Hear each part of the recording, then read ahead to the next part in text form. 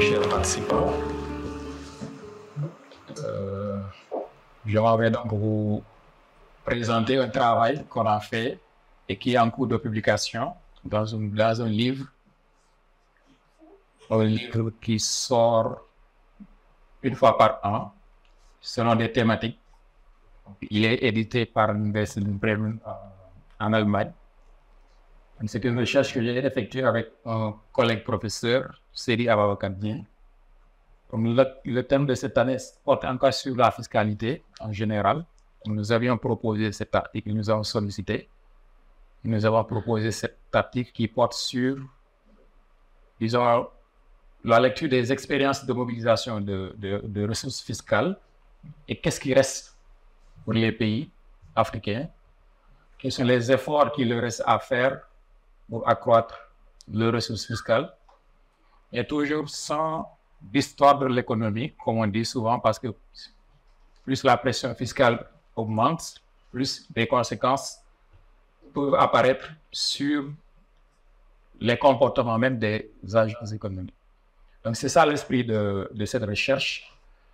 Elle doit sortir cette année-ci, en 2024. On est en train de faire les corrections de forme seulement, mais c'est déjà acquis. Donc le thème que je vais vous présenter de façon précise, c'est l'expérience réussie de mobilisation des ressources fiscales. Quelles leçons pour les pays à fort potentiel fiscal en Afrique?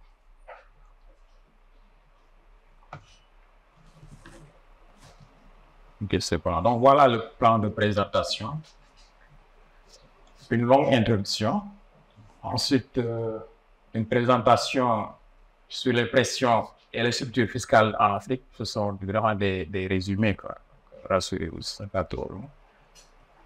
Les méthodes de mesure des potentialités fiscales, la mobilisation plutôt des ressources combinées aux potentialités fiscales, les expériences réussies, qu'est-ce qui s'est passé autour de nous et qui a réussi, comment est-ce que cela peut nous inspirer, et puis on fait un focus sur les industries extractives pour voir comment on peut mobiliser des ressources à partir de ces secteurs. Et enfin, donc, quelques applications de politique économique tirées de la modélisation qui a été faite dans ce travail.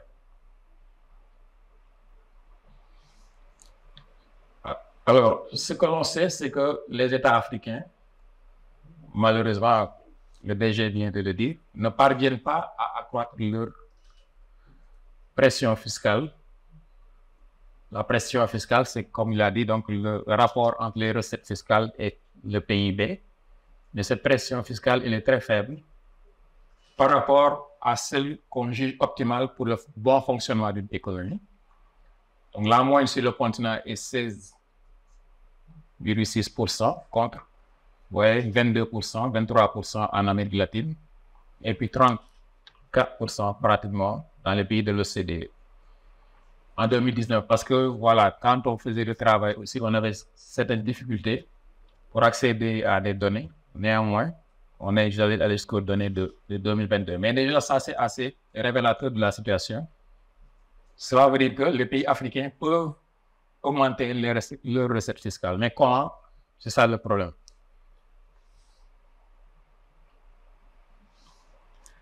Ce qu'on a remarqué aussi en Afrique, c'est que souvent ce sont les TVA, la fiscalité indirecte et l'impôt sur le revenu des personnes physiques, vraiment, qui sont les principales sources de fiscalisation dans le pays. Évidemment, il y a des disparités qui sont assez importantes selon les pays africains. Ça aussi, il faut le savoir. Donc, on a juste fait des moyennes, mais ce qu'il faut retenir, c'est que voilà, les taux de pression sont assez faibles. Et on voit des différences du Maghreb à l'Afrique australe. Alors, l'urgence donc pour nos pays, c'est qu'il faut élargir les bases fiscales, d'autant que voilà, la baisse des coûts des matières premières va affecter les recettes publiques. Donc, ce qui veut dire qu'il faut trouver des moyens pour ressourcer les finances de l'État. Et puis aussi, on a constaté le recul des aides et des dons étatiques. Donc, tout ça aussi, ça joue. Mais si on élargit la base fiscale, par exemple, si on augmente la fiscalité, cela veut dire qu'on va ponctionner certains agents. Et c'est ça le risque aussi. On ponctionne, on influence le comportement de ces agents, on influence les comportements d'investissement, même les comportements de demande. Et c'est ça donc le dilemme qui se pose toujours pour les décideurs politiques. Comment accroître les impôts tout en évitant de perturber l'économie?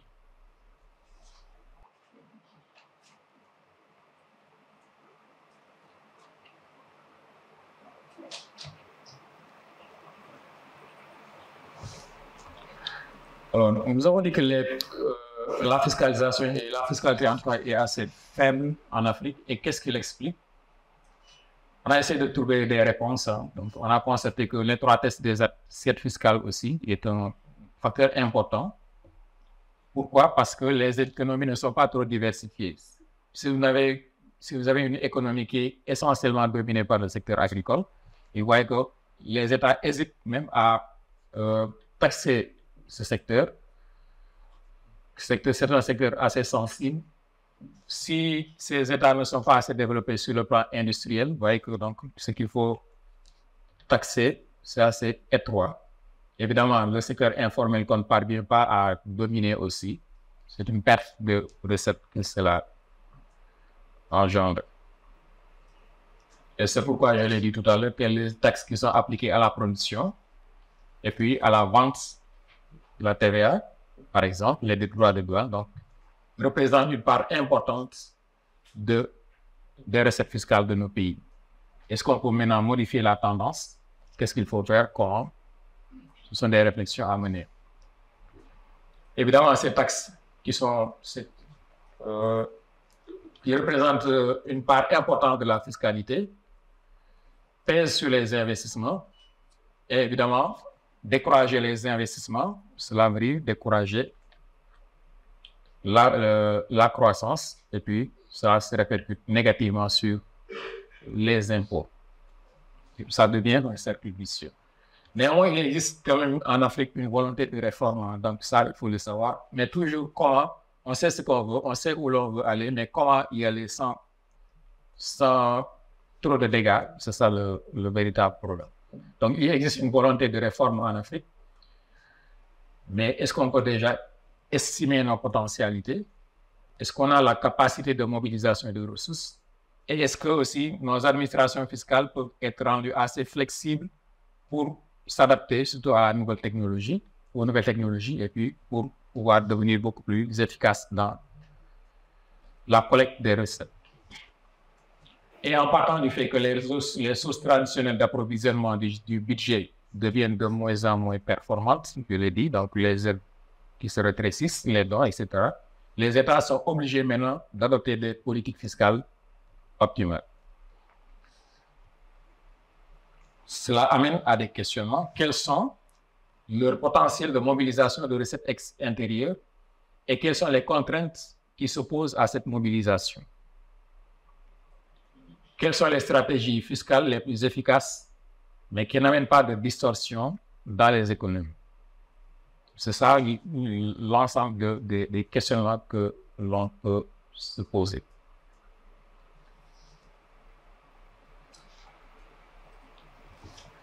Bon, alors maintenant, il faut que, bon, je ne n'entrerai pas dans certains détails surtout techniques, néanmoins,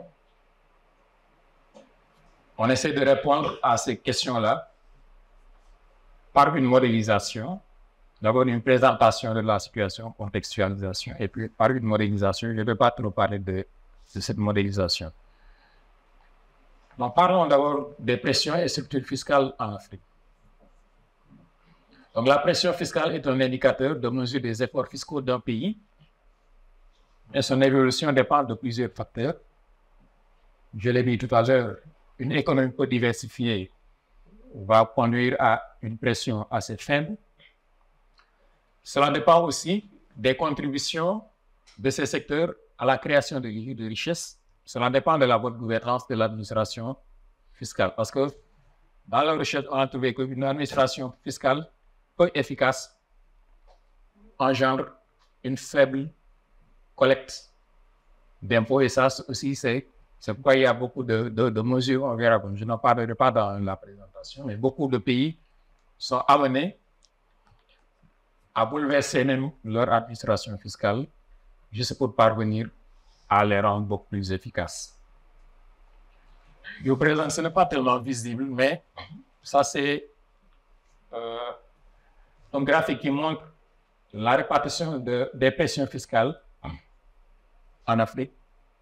En rouge, vous voyez la pression en moyenne dans le pays, 22,8%. Les pays d'Afrique subsaharienne sont pratiquement en dessous de la moyenne. Et les pays qui sont dans des situations de sécurité assez difficiles se retrouvent évidemment beaucoup plus en dessous, donc avec des pressions fiscales assez faibles. Ce n'est pas lisible, mais vous voyez que déjà, vous voyez que on constate une diversification des taux de pression.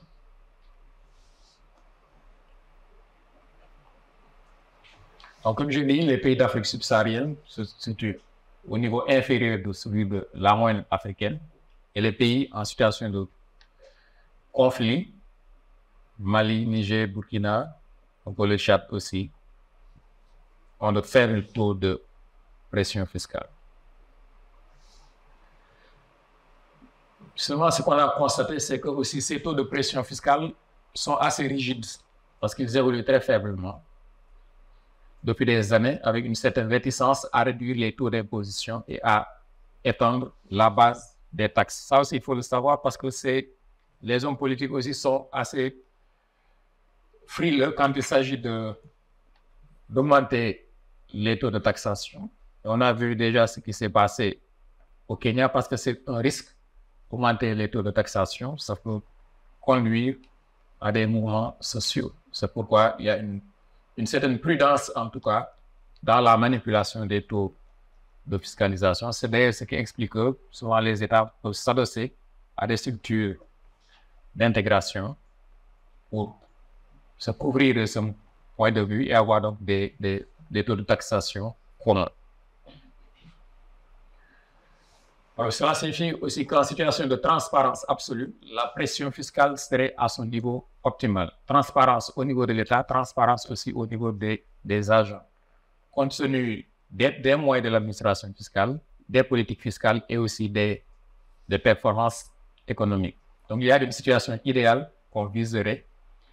Et cette situation idéale est atteinte lorsqu'on réduit la distance qui la sépare de la pression fiscale réelle. Donc, on se dit, voilà un niveau idéal, nous ne pouvons pas l'atteindre, nous ne l'avons pas atteint, nous sommes un peu en dessous. Maintenant, comment réduire le gap entre les deux niveaux? C'est ça. Donc, la façon dont on le fait, il faut le savoir, et quels sont les efforts qu'il faut pour réduire ce gap. Donc, c'est pour parler de fiscalisation réelle, de fiscalisation potentielle. Alors, il y a plusieurs techniques. Mais il y a une technique qui est assez habituelle qu'on utilise pour évaluer cette distance entre les deux niveaux de pression fiscale. Et c'est l'estimation de la frontière stochastique qui permet de comparer les performances fiscales d'un pays avec celles moyennes d'un ensemble de références.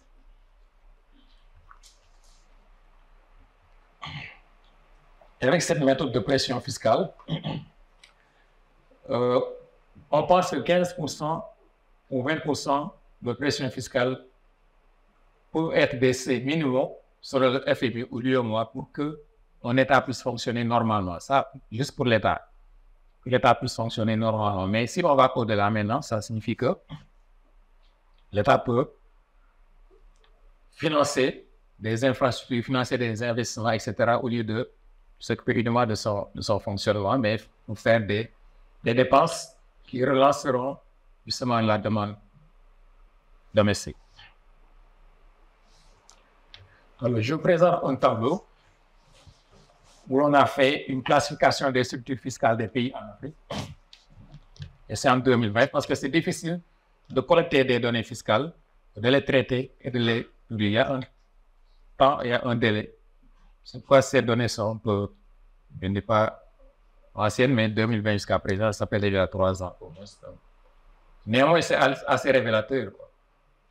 Donc, dans ce tableau, nous avons les sources des impôts. Nous avons les impôts et les sources. En ligne, nous avons la classification. Et en bas, en colonne plutôt, en colonne, nous avons la classification, première source, deuxième source. Et en ligne, nous avons les types d'impôts.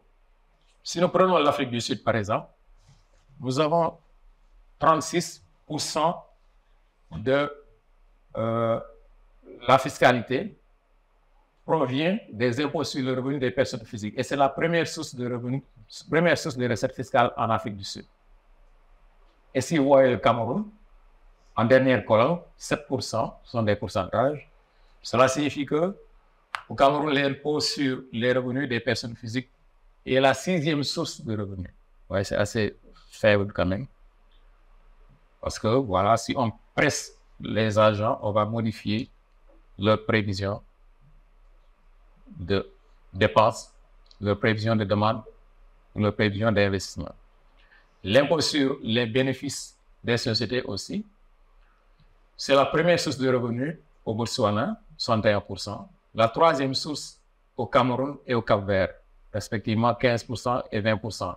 Et si vous voyez, en Afrique du Sud, l'impôt sur les bénéfices des sociétés représente la 4e source de recettes fiscales. On peut continuer la lecture sur d'autres pays.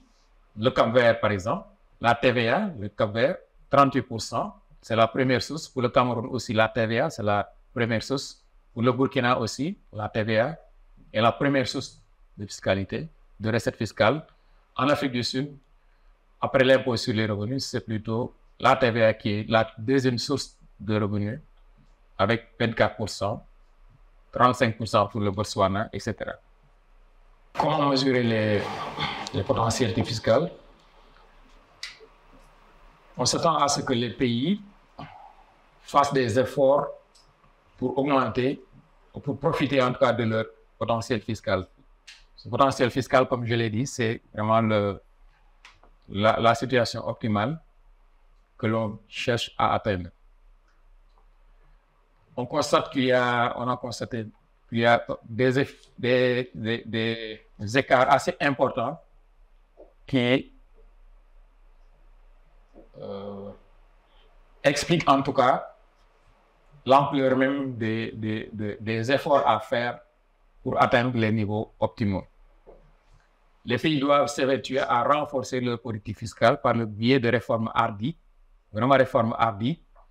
Vous voyez qu'au Kenya, si le président avait maintenu sa réforme, peut-être le pays aurait basculé. Vous voyez, donc il suffit juste d'une réforme marginale pour amener le chaos. C'est ce qui explique la prudence des décideurs politiques. Et il faudrait des réformes hardies pour parvenir à une mobilisation optimale des ressources fiscales. Vraiment, il faut des réformes hardies.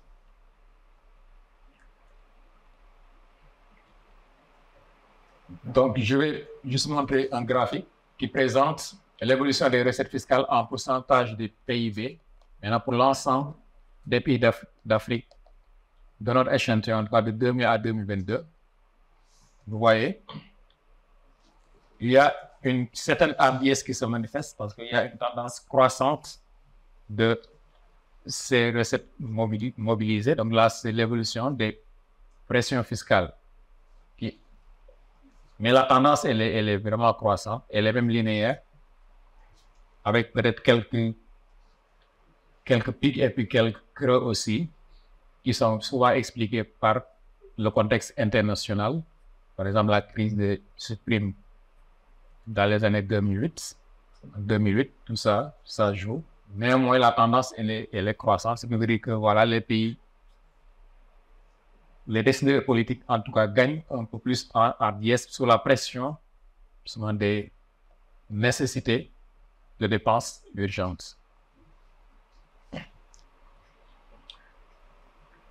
Je vais aussi vous montrer un graphique qui présente les potentiels fiscaux des pays en lien avec la frontière fiscale.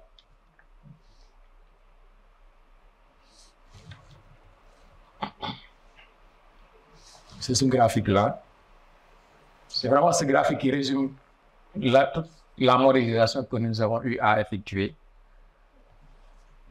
Nous avons des pays à recouvrement faible, des pays à recouvrement moyen, et puis des pays à recouvrement élevé. Et la ligne rouge que vous voyez représente justement la ligne idéale que chaque pays devrait atteindre. Mais la différence, c'est que les barres représentent les niveaux de pression fiscale.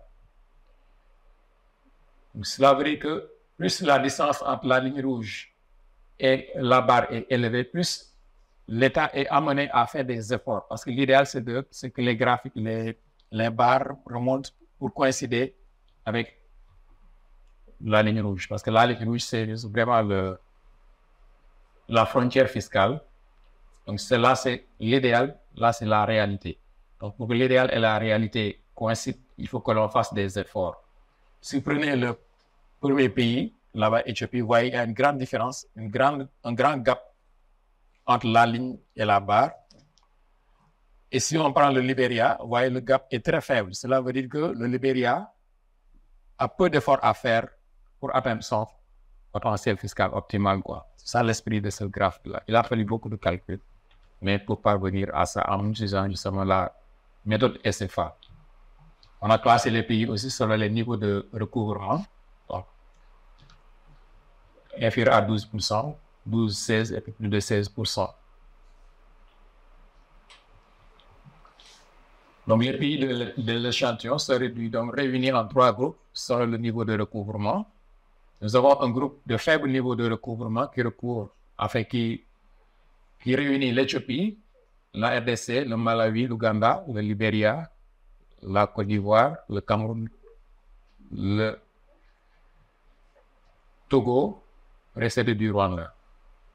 On a un deuxième groupe qui est composé, là c'est le commentaire du graphique, qui est composé donc des pays qui ont un niveau moyen de recouvrement des impôts, compris en 12 et 16%, donc le Burkina, Guinée-Bissau, Sénégal, Mali, Égypte, Ghana, Zambie. Vous voyez que c'est assez disparate. On part en Afrique du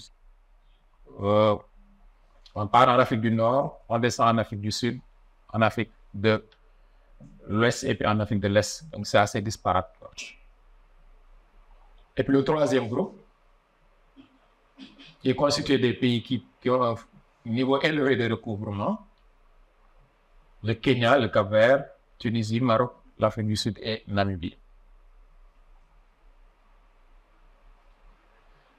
Alors, le constat qu'on a fait, c'est que les pays riches en ressources naturelles appartiennent, dans leur grande majorité, aux pays à faible recouvrement. Faible et recouvrement moyen. Donc, ça, c'est assez paradoxal. Bon, paradoxal peut-être. Néanmoins, c'est un constat assez intéressant. On est riche en ressources naturelles. Néanmoins, notre pression fiscale est très faible. Qu'est-ce qui l'explique?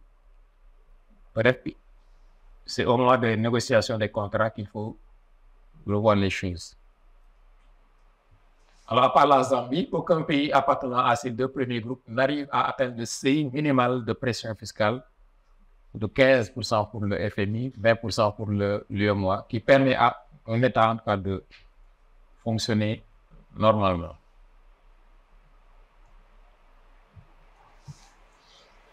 Alors, toujours dans les mesures des potentialités fiscales et des leçons qu'on peut en tirer, on voit que les résultats sont assez nuancés. Parce qu'au-delà des facteurs structurels qui entravent le recouvrement des impôts, certains pays du groupe à faible revenu peuvent être plus efficients que ceux des autres groupes.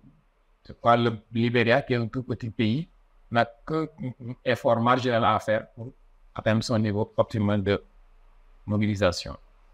Et c'est ça justement. Le Libéria est le pays le plus efficient puisqu'il a un écart fiscal moyen plus faible.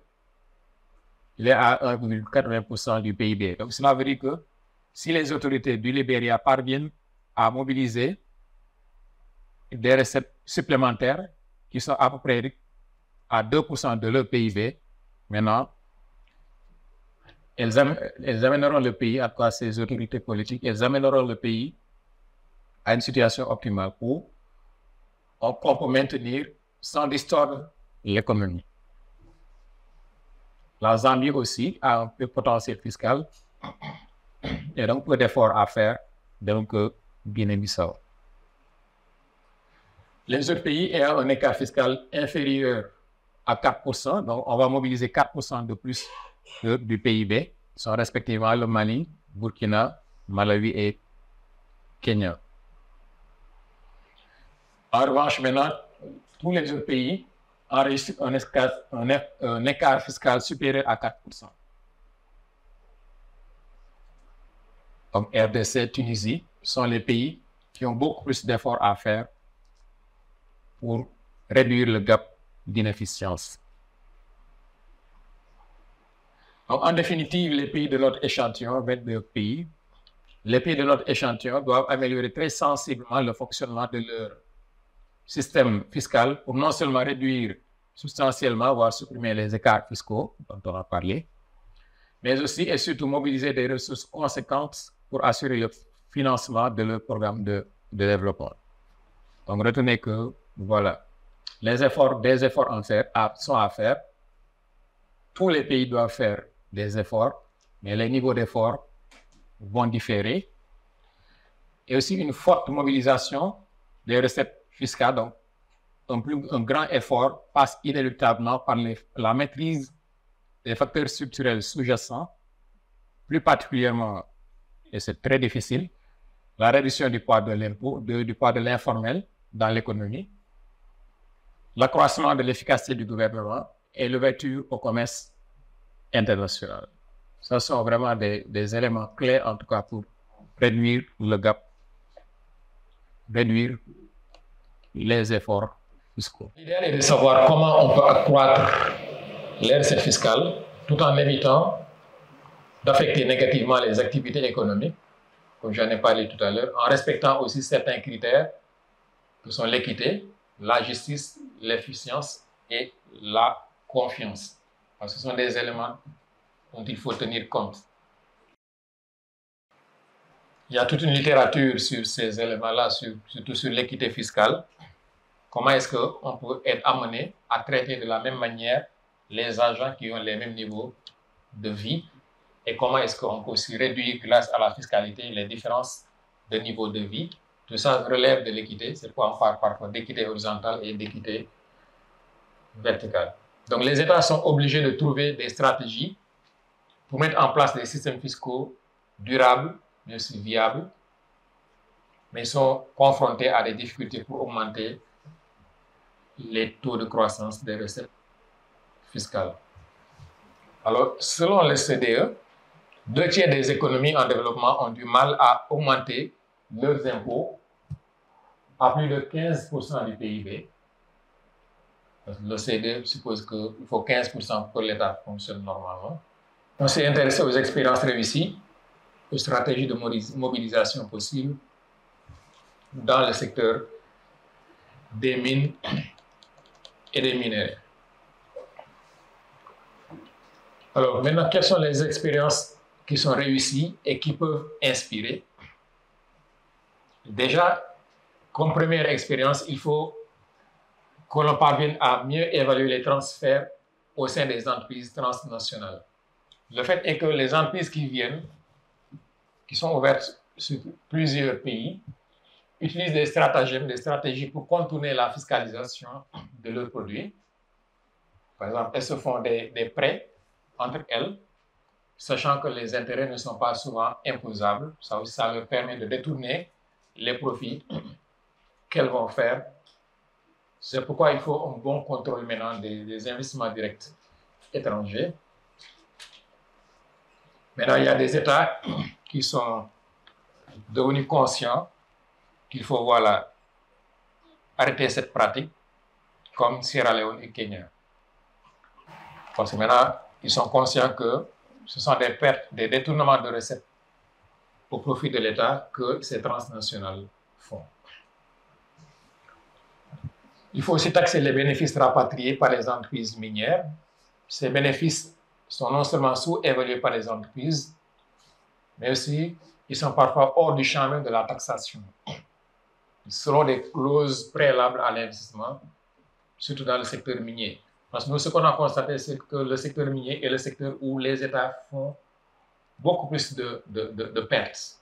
Parce que c'est au moment même des négociations que cela se manifeste. Maintenant, il faut voir, est-ce qu'il faut revoir les contrats avec les investisseurs dans le secteur minier? Est-ce qu'il ne faut pas éviter d'octroyer trop de dépenses fiscales dans ces secteurs? C'est à voir. Notons juste que les États deviennent de plus en plus conscients qu'il faut revoir certains contrats miniers et augmenter aussi les externalités positives qui peuvent résulter de l'exploitation de nos minerais. En Guinée, par exemple, il y a une forte... La Guinée va être grande exportatrice de fer. Non seulement les nouvelles autorités sont en train de réviser les contrats miniers pour pousser les entreprises, en tout cas, à beaucoup plus s'impliquer dans l'économie locale. Et ça aussi, c'est un sursaut, mais qui peut être vraiment bénéfique pour nos États. Accroître les droits d'assises, ça aussi, c'est bien sûr, les droits d'assises, c'est pour décourager la consommation de certains produits, mais c'est un champ de taxation que les États peuvent vraiment exploiter, non seulement pour le bien des consommateurs, taxer l'alcool par exemple, taxer les cigarettes, etc., le tabac, ainsi. Ça augmente la fiscalité, ça augmente plutôt les recettes. Ça a des effets positifs.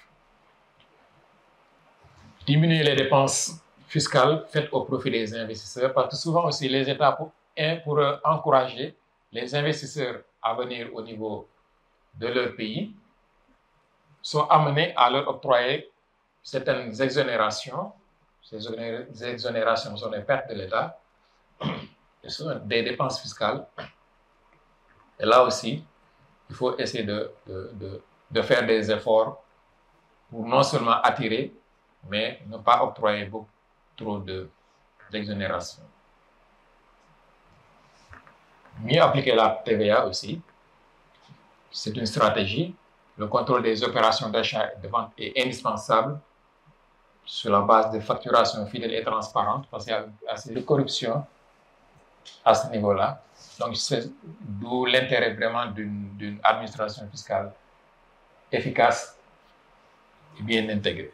Donc, la TVA est cette taxe indirecte, elle est plus économiquement efficace que la taxation des produits directs, des produits et des services, car elle est imputée au consommateur final de la marchandise, mais elle est plus complexe à gérer et elle expose à la concurrence, la fraude,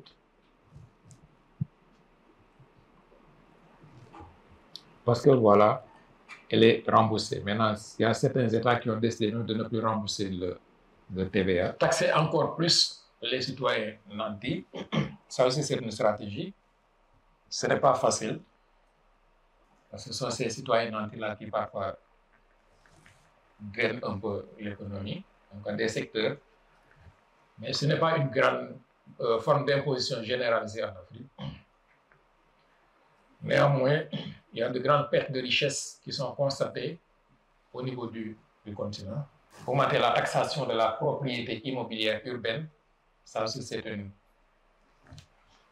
façon d'accroître les recettes, parce que l'immobilier est en pleine expansion, le développement urbain, et les recettes fiscales peuvent être collectées. Maintenant qu'on a montré que voilà, des stratégies de fiscalisation existent dans plusieurs domaines. On peut maintenant voir ce qu'il est possible de faire dans les industries extractives. Alors, comment réduire l'évasion fiscale dans le secteur minier africain, tout en augmentant les recettes fiscales? Nous savons que l'Afrique est bien dotée en termes de ressources.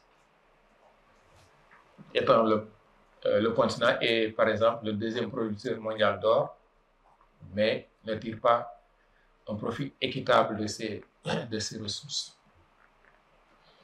Les pays d'Afrique subsaharienne engrangent à eux seuls 30% des réserves minières mondiales et subissent des pertes fiscales annuelles énormes dans le secteur minier. Alors, vous voyez, le FMI en 2021, par exemple, a montré que nos pays perdent 450 à 730 millions de dollars par an de recettes d'impôts sur les sociétés juste à cause des transferts de bénéfices qui sont réalisés par ces entreprises et des baisses d'impôts qui sont consenties par les États. Pour les 15 pays les plus riches en ressources naturelles de la région, les recettes issues de l'exploitation minière ne représentent que 2% du PIB, donc vous voyez beaucoup moins quand même les efforts fiscaux à faire. Les États africains tirent des revenus de ces entreprises par le biais de ces redevances, des impôts sur les sociétés, etc. Et c'est trop faible, quoi. Ces entreprises ont des stratégies pour ne pas payer beaucoup d'impôts en rapatriant leurs bénéfices et en les transférant vers des pays à faible taux d'imposition en passant par des prêts portant intérêt en différentes filiales, par exemple, ça je l'ai dit. Alors, quelles sont les stratégies juste de fiscalisation de ces entreprises multinationales? On peut bloquer les circuits de transfert des bénéfices des multinationales. On peut éliminer les déductions d'intérêt, comme le font déjà des pays comme l'Afrique du Sud et le Nigeria, parce que les pays de plus en plus font des efforts de mobilisation des recettes dans ces secteurs-là. Mieux encadrer, comme le Kenya, les conventions fiscales pour réduire les opportunités de chalandage fiscal qu'offrent les différenciations des taux d'imposition internationaux. Et puis arrêter, ce n'est pas facile, mais arrêter vraiment les incitations fiscales. Et pour finir, juste quelques leçons tirées de la mobilisation. D'abord, la modélisation plutôt. Les pays ayant un faible niveau de recouvrement fiscal doivent emprunter des réformes pour améliorer l'efficacité de leur système fiscal. Ensuite, ceux ayant un niveau modéré sont un peu dans une situation similaire à celle du premier groupe. Donc, il faut mettre en œuvre des réformes pertinentes pour réduire l'inefficacité fiscale. Et enfin, pour le troisième groupe, il faut une réduction des dépenses fiscales, en particulier des exonérations, ce qui peut amener des gains d'efficacité et rapprocher ces pays à leurs frontières fiscales. Les pays ayant toujours un niveau élevé, qui ont des écarts fiscaux importants, ces pays ont des efforts à faire, de gros efforts à faire. Et les pays dont les gaps sont assez faibles sont des pays où on a constaté une meilleure gouvernance des administrations fiscales. Voilà, j'ai terminé. Je vous remercie, monsieur le professeur, pour cette présentation. J'ai une question. C'est comment les pays peuvent arbitrer entre le fait d'augmenter les recettes fiscales et de ne pas avoir des conséquences des conséquences néfastes sur l'économie. Par quels moyens ils pourront faire cet arbitrage? Merci. J'ai suivi avec attention votre brillante présentation. La partie qui m'intéresse, c'est que les sociétés multinationales qui interviennent surtout dans les domaines miniers en Afrique rapatrient d'importantes ressources vers leur pays d'origine. Et cela constitue un manque à gagner pour les pays originels. Alors, je voudrais savoir, est-ce que les pays concernés disposent-ils des moyens pour contrôler les ressources générées par ces multinationales? Si oui, pourquoi n'exercent-ils pas cette responsabilité?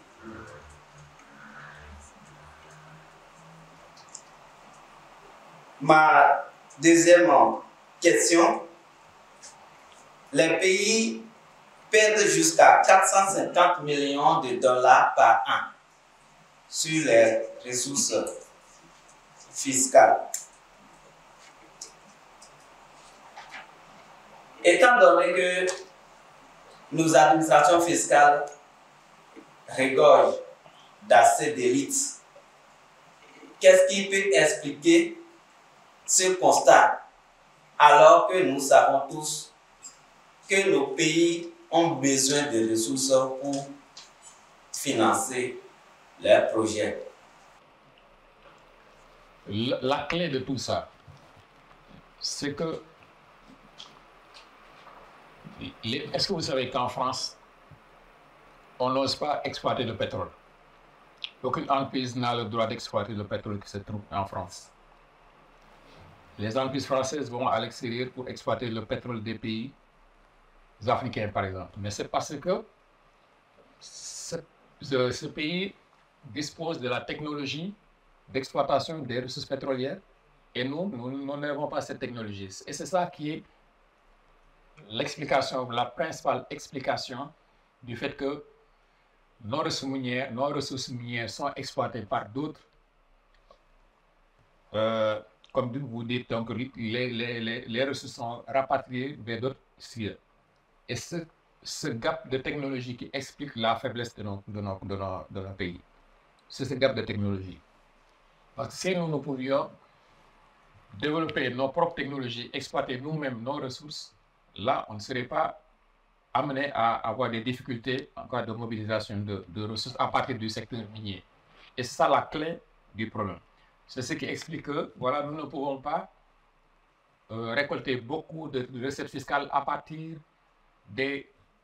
en partant en cas des entreprises multinationales qui, n'oubliez pas, elles ne sont pas des entreprises humanitaires, elles sont des entreprises qui cherchent du profit. Alors, elles ne se soucient pas du bien-être des populations.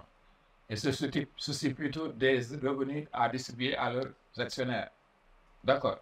Donc, c'est ça qui explique qu'elles font toujours des efforts pour détourner l'attention des États sur les bénéfices qu'elles réalisent.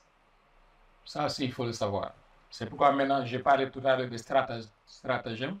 Parce que moi, si je suis une multinationale, je fonctionne dans 2 pays, par exemple. Si dans l'État, je peux demander à une succursale ou bien une filiale de prêter de l'argent à une autre filiale, par exemple. Cet argent est tiré du bénéfice. Et sachant que les intérêts de ce bénéfice-là ne sont pas imposés, donc ouais, on fait des détournements entre les différentes branches d'une entreprise pour que voilà, cela sorte des mains de l'État. C'est ça aussi ce qu'on appelle l'achalandage fiscal, parce qu'on cherche toujours à détourner, à contourner la fiscalité. Donc, il y a ces 2 éléments-là qui sont importants, quoi. Le fait que nous ne maîtrisions pas la technologie d'exploitation des ressources minières, le fait aussi que nous ne puissions pas contrôler les mouvements financiers que réalisent les entreprises. Et ça, c'est vraiment malheureux. J'ai un beau-frère qui travaille dans le secteur du pétrole, qui connaît bien le secteur minier. Il nous expliquait que les Chinois, par exemple, qui exploitent en Guinée la bauxite, ce qu'ils font, non seulement ils exploitent, c'est à eux de dire à l'État chinois, à l'État guinéen, voilà la quantité de bauxite que nous avons pu extraire cette année. Nous avons tout amené au port de Chine, mais malheureusement, il y a un grand pourcentage de sable dans ce que nous avons récolté. Donc, on va déduire la quantité de sable de la quantité que nous avons déclarée. Alors que c'est faux. Mais nous n'avons pas la possibilité de vérifier cela. Cette dépendance-là, cette dépendance nous expose, quoi. Donc maintenant, qu'est-ce que les États doivent faire? Est-ce qu'il faut investir sur les jeunes pour les amener à maîtriser cette technologie-là? Peut-être que ce sont des investissements à faire qui plus tard vont produire, mais il faut vraiment changer la donne. Est-ce qu'il faut copier la technologie de ces pays? Mais ces pays-là aussi, ils vont tout faire pour cacher cette technologie-là. C'est pourquoi d'ailleurs les Chinois ont été assez astucieux pour dire aux Occidentaux, venez exploiter nos ressources, mais vous allez nous apprendre comment les exploiter. C'est pour maintenant la Chine a la possibilité d'aller dans d'autres pays pour exploiter les ressources minières. Nous, est-ce que nous avons la capacité de le faire? Est-ce que nous avons le pouvoir politique de le faire? Ça aussi, ça pose problème. Donc, si un régime voulait imposer à la France voilà, que ces entreprises transfèrent leur technologie à votre économie, là aussi, votre régime est menacé. Donc, un coup d'État est vite arrivé. Donc, il y a des enjeux derrière qui sont assez importants que malheureusement, peut-être dans une union, on pourrait faire des efforts, mais bon, ce sont des ressources étatiques aussi. Maintenant, quelles sont les mesures à faire pour la transition fiscale? Dans le tableau que j'ai présenté, vous avez vu que pour certains pays, vraiment, la taxation de l'Afrique du Sud, par exemple, c'est la taxation des produits, la taxation des revenus qui est beaucoup plus importante que la taxation indirecte, que la TVA. Maintenant, qu'est-ce qu'il faut faire? Il faut d'abord décider de quel type de transition on va faire. Est-ce qu'on va faire une transition vers la taxation indirecte? D'accord, mais dans ce cas, il faudra qu'on fasse tout pour que la mobilisation de cette taxation indirecte se fasse facilement et de façon transparente. C'est-à-dire, je l'ai dit dans la présentation, il faut que, par exemple, dans la mobilisation de la TVA, on fasse tout pour que les déclarations soient vraies. On fasse tout pour lutter contre la corruption dans ces déclarations-là. Vous voyez, la transition se fait souvent vers la fiscalité indirecte. Il faut qu'on fasse tout pour que les agents ne soient pas incités à ne pas frauder. La TVA, elle est remboursable. Certains pays se disent maintenant, puisqu'elle est remboursable, les agents économiques vont tout faire pour truander l'État. Dire que voilà, j'ai vendu tant, j'ai payé tant, vous allez me rembourser tant. Donc maintenant, il y a des États comme l'Égypte qui ont décidé de ne plus rembourser la TVA, de ne plus rendre la TVA remboursable. Ça, ce sont des façons, justement, de mener une bonne transition fiscale. Est-ce que les taux de pression de l'UEMOA sont adéquats? Actuellement, non. Ce n'est pas adéquat. On veut que ça aille jusqu'à 20%, mais c'est plus petit que 20%. Mais on pense que 20%, c'est l'idéal. Il faut le faire. Maintenant, qu'est-ce qu'il faut faire pour arriver à ces 20%-là? C'est ça la question, c'est ça qui est difficile. Bon, pourquoi le modèle SFA? En fait, c'est un choix guidé par par les données, quoi. Parce que le modèle SFA, il y a le modèle SFA, il y a le modèle DA. Ils ont des différences, mais à chaque fois, on cherche une frontière. C'est une frontière. Vous savez, la fonction de production, c'est une frontière, n'est-ce pas? C'est la frontière des possibilités de production. Donc, à ce niveau-là aussi, on cherche à envelopper les données.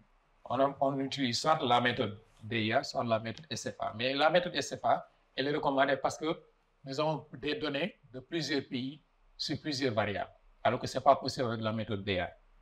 C'est ça qu'elle explique. Donc, la méthode DIA ne peut traiter que peu de données, mais la méthode SFA beaucoup plus de données.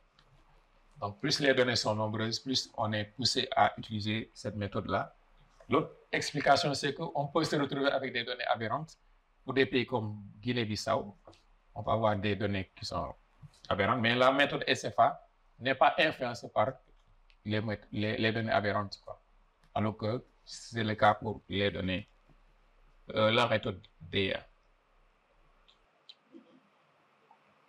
Bon, comment réduire l'évasion fiscale là? Ça, c'est toute une théorie dessus.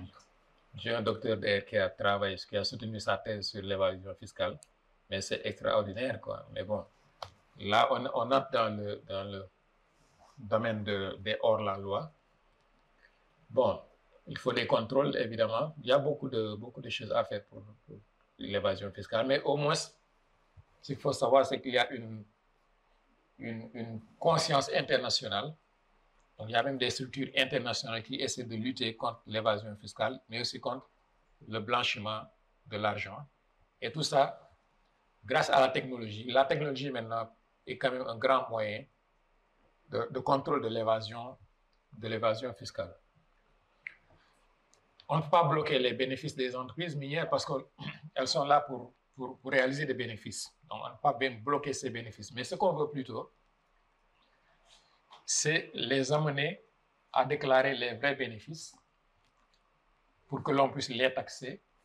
Mais ces entreprises cherchent toujours à contourner les États. Donc, on ne cherche pas à bloquer ces bénéfices, mais plutôt on cherche la transparence. Donc, si on bloque des bénéfices, il peut arriver que voilà, les entreprises refusent même de venir travailler. Mais ce qu'on peut faire aussi, c'est renégocier les contrats. Comme je l'ai dit, ce qui se fait en Guinée.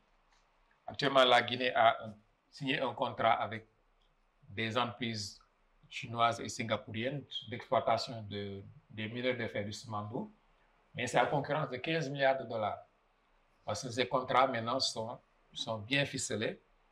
Et d'ici 2035, donc ces 15 milliards de dollars-là seront investis, sachant que les entreprises, on a défini, en tout cas, comment elles doivent participer au développement local, avec, par exemple, la construction de chemins de fer du sud-est de la Guinée jusqu'à Conakry.